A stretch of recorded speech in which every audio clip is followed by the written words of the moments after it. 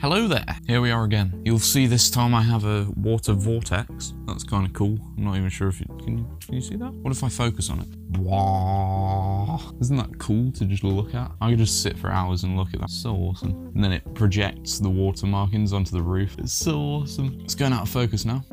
Right, so we're basically this close to nuclear war. I say we, I kind of mean the US. The US is closer to war than we are. Here's a video of a spokesman for North Korea. This is what this guy had to say. 평화를 사랑하지만 절대로 We are seeking peace, not begging for it. We are seeking peace, not begging for it. So they're developing nuclear weapons to seek peace. I mean, this is the first thing he says, and it's like, there's so many flaws with that statement. They want to seek peace, okay? But they're not begging for it. What could he possibly mean? Why would they? There was no one invading them. They already had peace, and then they started developing nuclear weapons, which are not peaceful. They're pretty much the furthest thing from peaceful that you can get, come to think of it. We will defend the peace and security of our nation by our own might. We will defend the peace and security of our nation by our own might. Okay, I can understand that, but what are they trying to gain from this? What is their end goal? What do they see happening other than the US leveling the whole place? This is a guy, this is a spokesperson for North Korea. Imagine being this guy. That has to be the most stressful job in the world. It has to be, without a doubt. So they want to defend their country with their might. Is that implying that they were once defended by another country? Perhaps China? Maybe, who knows? I certainly don't know. That's just a wild thought. Maybe they want to distance themselves from China or South Korea, although South Korea isn't really in the business of protecting them. Our army is at a state of maximum alert to respond to the US military buildup. Our army is in a state of maximum alert to respond to the US military buildup. Are they not seeing that the US military buildup is directly because of their development of nuclear weapons? Are they not seeing this? Are they just blind to this fact? The US is building up because you're building nuclear weapons. That's why. If you don't want the US to build up, don't build nuclear weapons and threaten to nuke the US and Japan. I mean, it's fucking ridiculous. What is this? What is Kim Jong Un planning to gain from doing this? I don't understand. If we notice any sign of assault on our sovereignty, our army will launch merciless military strikes against the US aggressors wherever they may exist.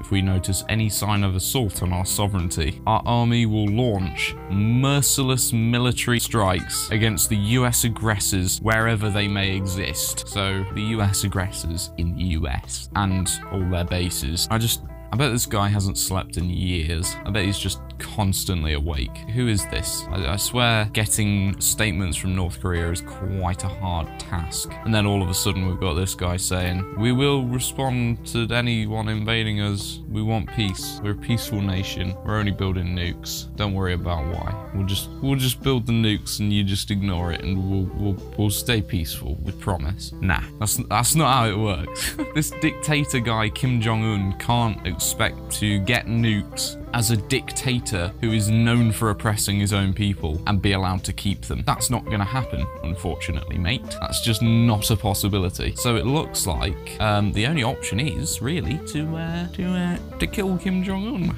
I hate to say it. I hate to break the bad news, but I think it's the only way. When you actually think about this, right? War with North Korea sounds ridiculous, doesn't it? It's like nuclear war. What the fuck? That's not gonna happen. But then you think, well, what's the alternative? You know, North Korea is building these nuclear weapons. They're a rogue fucking state. For one, they're completely rogue. They just don't care, and they have nukes. Imagine if Iran had nukes. Oh wait, they thought they had nukes and they invaded them nonetheless. So, I mean, who knows? Who knows, man? It's all a shit show.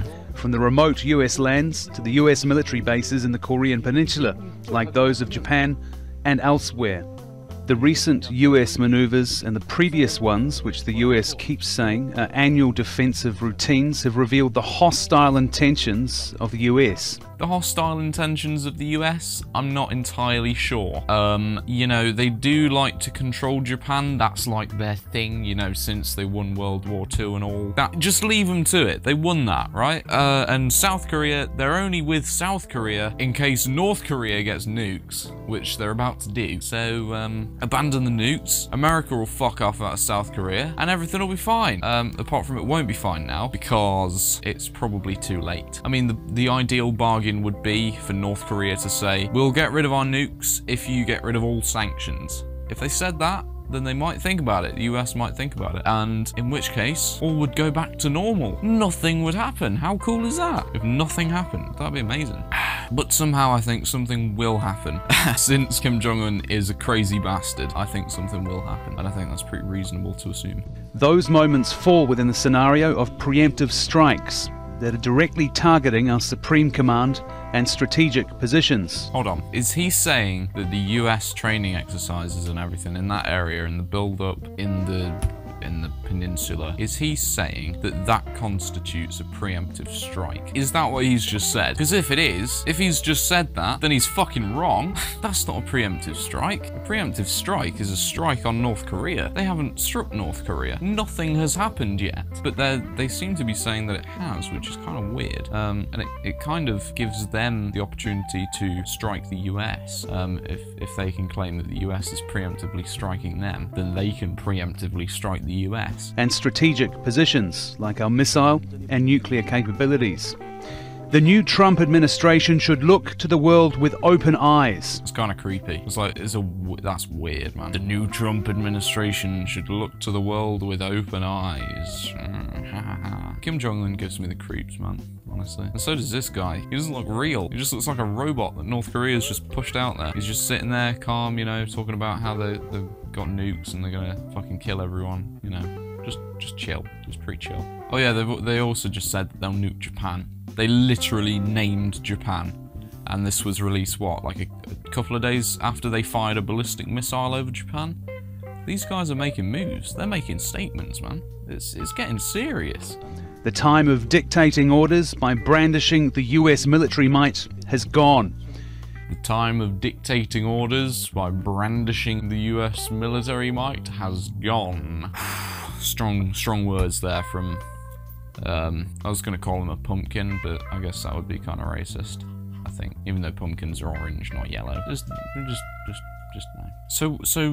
So, hold on. So, it is true that the US orders around other countries by brandishing its military. That much is true. We know that. That's not a secret.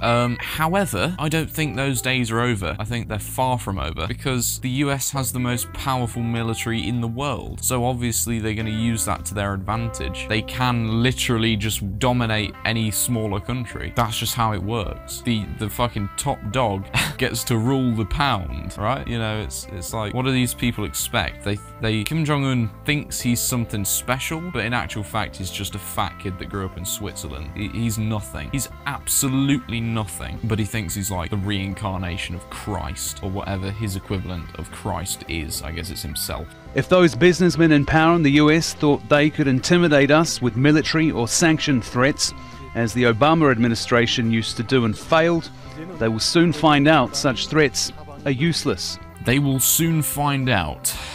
What does that mean, bro? What's soon find out what? Like, what are you gonna do? Are you gonna nuke the US? Okay, cool. Send one over. Launch one, and you're dead. As soon as the US sees one nuke just going like... They're just gonna launch like 500 nukes. It's just gonna go... and fucking flatten the whole thing. I imagine that's how it'd play out. I'm not a diplomat, so, you know, I don't really know. I don't know if that's how war works, but in my head, it's just like...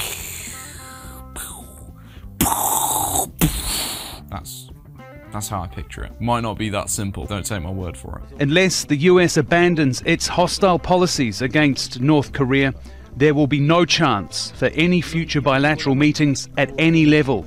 So, right, what they want the US to do then because they've just said hostile actions. They've said that they consider the US being in South Korea a hostile action. They consider the US building up in the Southeast Asian Peninsula, or whatever he said. They consider that to be a hostile action. So the hostile policies, I guess, would be the sanctions. So they want them to cancel all sanctions. Okay. Or other hostile actions will be the US being in South Korea, you know, being in that area. Them being in South Korea is considered a hostile policy, I guess. And then being in Asia in general is a hostile policy. Them basically owning Japan is a hostile policy. So I'm not sure how that would play out. But hear me out. Hear me out. I don't know anything about this. I'm just fucking sitting here watching this guy on a channel called Breaking News TV, right? What if the US cancelled its sanctions? Just say, right? What then? Well, the North Koreans would get money from trade. Probably not that much. I mean, probably nothing. They'd have to pay less to the UN. I think they have to pay money.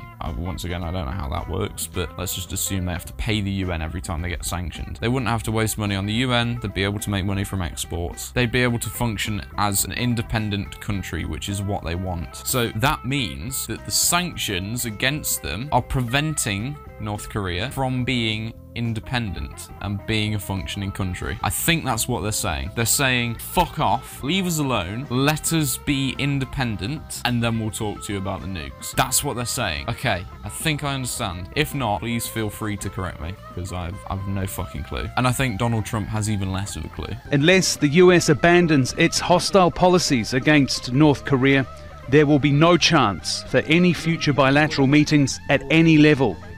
It is a prerequisite that Washington gives up those antagonistic policies against us. The six-party talks aimed at making the Korean Peninsula free of nuclear weapons were throttled at birth. They no longer exist. The nuclear weapon in our possession is not an illusion. It is not a commodity that can be traded for American dollars, nor is it for sale. So it cannot be put on the negotiating table with the aim of taking it away from us. Right. So, okay. What they've said is, you're not going to take on nukes, there are nukes. You've got nukes, so why can't we have nukes? That's what they're saying. They're saying if you take the nukes away from us, we're not going to talk to you. And you're not going to take the nukes away from us because we'll use them before you get the chance. That's what they're saying. So, I'm just going on what they've said. I'm just going on what North Korea's said. I don't know about the politics on the US side, but if there's a rogue state threatening me with nuclear bombs, I'd just say, yeah, okay, alright, fair enough, what do you want? Okay, and then they'd turn around and they'd say, okay, we want you to stop sanctions. Okay, I can do that. And then they'd say, we want you to stop being so active military-wise in the region. Okay, I mean, we can work on that, but yeah, we'll reduce it. And then they'd be like, what about the nukes? Can we keep the nukes? And then the US would be like, no. And then they'd be like, ah, okay, fuck you. Boop. And that's it. How is this going to be resolved? Who knows? Find out in the next episode of North Korea. It's like a fucking TV show. It's insane. This whole thing's insane. The times we live in. We are sending an armada. Very powerful. We have submarines. Very powerful. Far more powerful than the aircraft carrier, that I can tell you. I love Donald Trump. He speaks like a child. I'm not saying he has the intelligence of a child. I'm saying he talks to the media as if people are children. Like they have the IQ of children. Submarines are very powerful. They're more powerful than the aircraft carriers. We have submarines. You know, what the fuck? What is this? Like, what? I know you have submarines, Donald. Thank you for telling me. And? What is your point? Yes, everyone knows you're more powerful than North Korea. That's not the solution. It's not just a game of power. I think it's something a little bit more. I might be wrong, who knows? But let's see. We have submarines. Very powerful. Very powerful. Far more powerful than the aircraft carrier, that I can tell you. Very powerful. powerful. The problem is that it actually wasn't at that time. New York Times revealed that when Trump and a number of officials made the claim, U.S. carrier Carl Vinson, along with 3 other warships, were in fact heading to the opposite direction to take part in joint exercise with the Australian Navy in the Indian Ocean. And that blip could have stayed unnoticed if the Navy itself did not post a picture of the vessel last Saturday, saying it was made while Carl Vinson was passing through Sunda Strait off the coast of Indonesia. The untimely and uncoordinated announcement sent a lot of blushes onto the faces of the Pentagon officials, but now the White House says the Armada is finally headed to the Sea of Japan. Okay, so Trump said they sent an Armada. They hadn't yet sent the Armada, but now the Armada's on its way, so it's all good, it's all fine. Don't send an Armada! It's a very simple solution here. Do not send an Armada to a country that has threatened to nuke you if you send an Armada. Maybe that'd be a good idea. I don't know. Who knows? I mean, I'm not more intelligent than the whole of the US fucking military, so I'm sure they know what they're doing. I'm sure they have a brilliant master plan that's all going to unfold and this whole situation's just going to disappear. Wouldn't that be lovely? I believe that he might have Sean Spicer, way. spoken too quickly on this location of the vessel before it was I thought Sean Spicer was gone. I thought it was a woman now. I thought it was, I forgot her name. No, but I thought Sean Spicer got fired or he left. I'm sure I heard that. The President said that we have an armada going towards the peninsula. That's a fact. It happened. It is happening, rather. It was announced that it was going. It will be there. We were asked simply a question on that. I think all other questions should be asked of the Department of Defense. But in Pyongyang, the propaganda continues. State television aired footage of a musical performance to mark the birthday of the late founding father, Kim Il-sung. His grandson and the current leader of North Korea, Kim Jong Un, attended the show. They're fully just playing a video of a missile launching on a huge screen, just behind like a concert opera. What is this? What actually is this? This could easily be a movie. Easily. This would be a really good movie as well. This would make a superb film. How cool would it be? You know, tensions rise in the East as a rogue state develops nuclear weapons to potentially attack the US. What will Donald Trump do to solve this situation? And then they're playing fucking propaganda out of huge speakers and giant TV screens and stages. It looks like an American show. It looks like a concert. And he's got a big screen with a nuke on it. Footage of missiles flying over the Pacific. It's like the opening scene to X Factor. It's striking the United States and engulfing it in flames. What? Noting at the same time that Moscow was highly concerned with what was happening on the Russian Far Eastern border.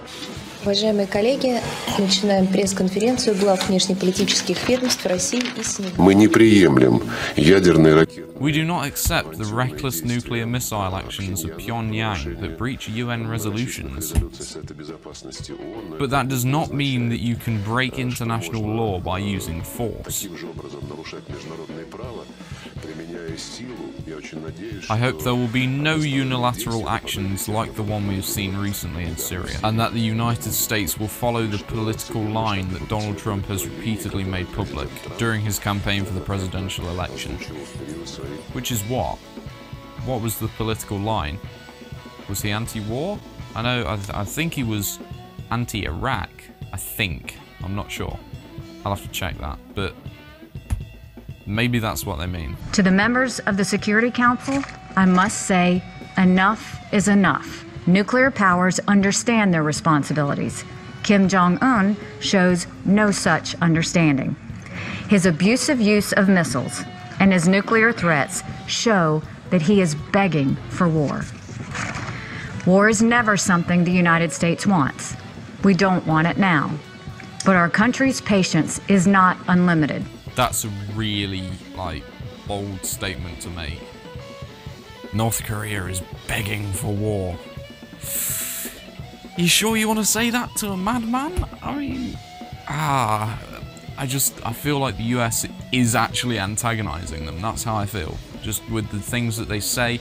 They might not be, who knows, but certainly in the eyes of North Korea they are. I mean, there's no doubting that. War is never something the United States wants. We don't want it now. But our country's patience is not unlimited. So she did actually say the US doesn't want war. That's good. It's a good thing. Making progress.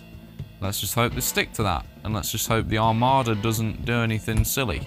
A comprehensive settlement to the nuclear and other issues plaguing the Korean Peninsula can be arrived at solely through political and diplomatic channels. We reiterate our readiness to help this process via the implementation of the initiative proposed by Russia and China. A comprehensive settlement to the nuclear and other issues plaguing the Korean Peninsula can be arrived at solely through political and diplomatic channels. We reiterate our readiness to help this process via the implementation of the initiative proposed by Russia and China. China and Russia have proposed an initiative for the denuclearization of the Korean Peninsula. It is practical and feasible. Have they? Why haven't I heard about this? And aimed at easing the tensions and preventing further escalation. Okay, that sounds great, China. What's how about you tell us about it? What's going on there then? Let's look it up. China, Russia, denuclearization plan. So this is from UPI.com. China, Russia agree to cooperate on North Korea denuclearization. I'm not sure if UPI is a reputable source, but I'm going to use it. April 28, UPI. China and Russia are coordinating closely on the issue of North Korea's nuclear weapons in New York. Sorry? China and Russia are cooperating closely on the issue of North Korea's nuclear weapons in New York. That's worded weirdly, but I think I know what it's saying. They were cooperating while in New York. The nuclear weapons of Korea are not in New York. Why am I saying this? It's pretty obvious, isn't it? Wang told the Russian diplomat, the current situation on the Korean Peninsula is dangerous enough to lose control. Scary stuff. But also bringing an end to US-South Korea military exercises. Okay, that's good, because North Korea has said, end South Korea military exercises and we will talk. So why oh why has the US signed an arms deal with South Korea? Why has that happened? That's like just fucking poking the bear with a stick in the eye. Repeatedly. Nothing against the US, by the way. Great place, I love it there. I kind of want to visit the US. Even with Trump elected, I've got nothing against Trump. I think he's a swell dude, but I question his handling of this so far. It might improve, who knows? But they seem to have just stuck their heads deeply, deeply within the sand, or up their own arses, whichever you prefer. It's true. It is true. While we take measures to stop North Korea's process of developing nuclear weapons and missiles, we must strengthen our efforts as soon as possible to recover dialogue and negotiations. I think that's 100% true. I don't know who would deny that. That is like a completely accurate statement. Nothing wrong with that statement at all. So that's good. Whoever said that. Wang also met with former US State Secretary Henry Kissinger to discuss US-China relations and issues surrounding the Korean Peninsula, according to Beijing. Why did they meet with the former US State Secretary? Wang called for mutually beneficial coexistence between China and the US during his meeting with Kissinger. Wow. That's real friendly, Wang. Mutually beneficial coexistence. Oh my god. Can't get any more sterile than that, can you? How passionate. Mutually beneficial coexistence.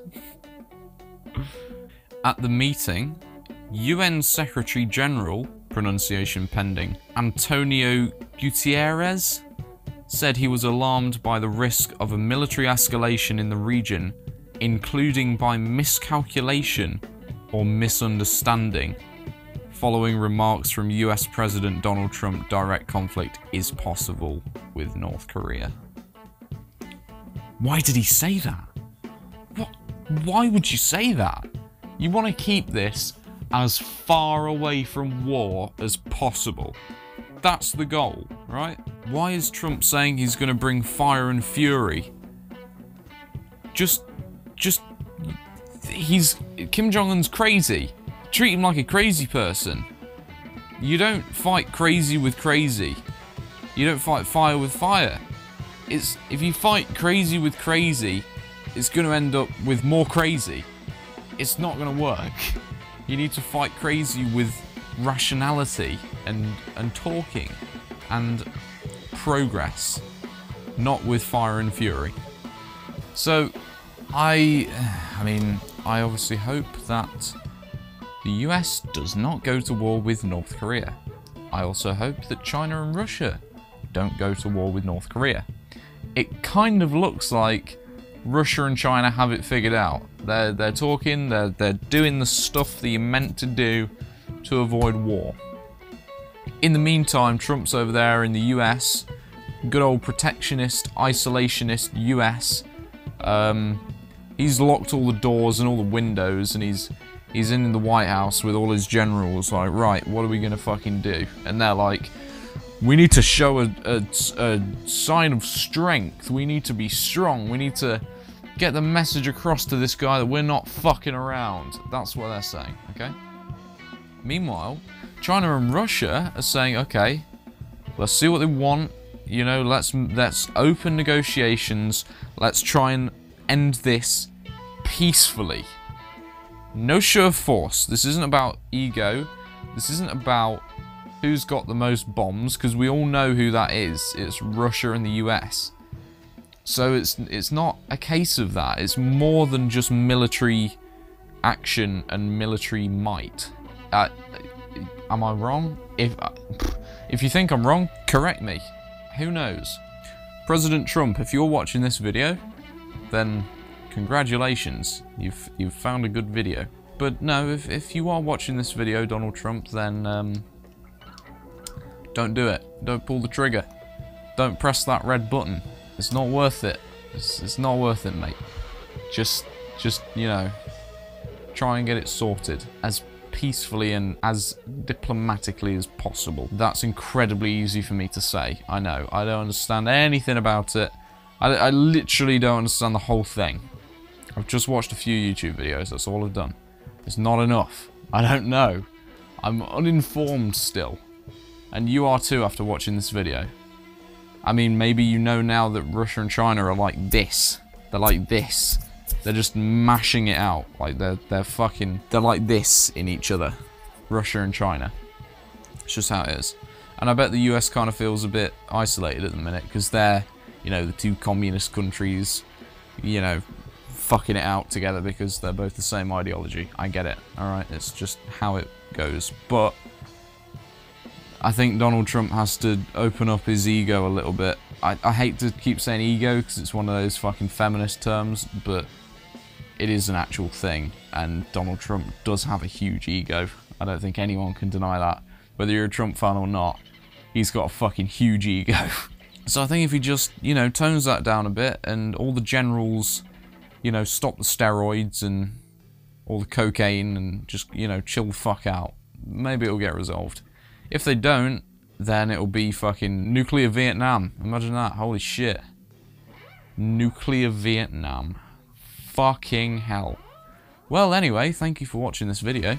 And as you can probably see over here, we still have, or I still have, GTA 5 to give away. If you want GTA 5, then there is a very simple process you have to follow. Firstly, you have to like the video, give it a thumbs up. That's not, I mean, it's not difficult.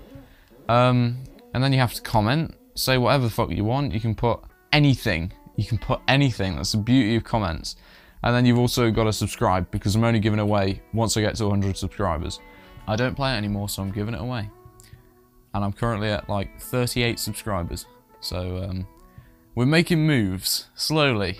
Gained a few subscribers in the past days with, in the past few days with that, whatchamacallit video. Sargon. The Sargon of a CAD video, that did pretty well. I mean, it got 1,000 views, which is like, for a channel with 30 subs, I'm doing alright. I appreciate it. Someone subscribed to me, he's called Stoner Shag. What a fucking legend. It's a picture of Shaggy, you know, because of Scooby-Doo. Shaggy is kind of a stoner. I didn't really notice that, but if you look at Shaggy from Scooby-Doo, he is literally a stoner. That's what he is. It's subliminal messaging at its finest, and it's great, and we love it. So, thank you for subscribing, Stoner Shag, and also to all the other people that commented and subscribed. It actually does mean a lot to a small channel. I know huge channels might say that it means a lot, and it probably doesn't, but to a small channel like myself, it means a lot, because, you know, every sub counts at this point. So, thank you for watching. I mean, I haven't managed to solve the tensions in Southeast Asia, unfortunately. But, hey-ho, what can you do? Let's just see how it plans out. I'll see you in the next episode of Trump versus Un. Goodbye.